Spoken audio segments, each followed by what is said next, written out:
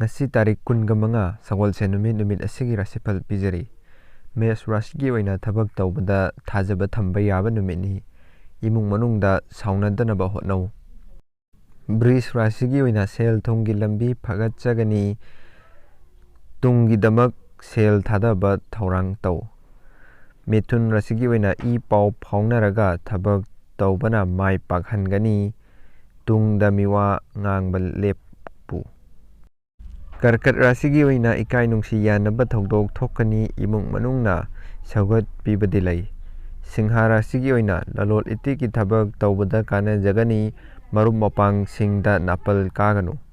Kainya Rashigi oina tawdaba thabak adu pukning changu thaudang loba yaba thabakti tawraidabani.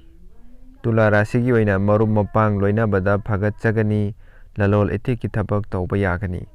Brisik Rashigi oina wangang mada yamna cheksin ba chungani ikai ba kudong chadaba thoktanaba cheksin na honau. Danu Rashigi oina tawruba thabak tamai pakani tunglam satki afaba pau tagani hakchangi cheksilu. Makar Rashigi oina laufam thokpa thaudang hengalakani thabak maphamda mukna danaba honau. Kumbha Rashigi oina anauba wakhalol lakani maduna afaba maikaida pugani marup singi tengbang phangani.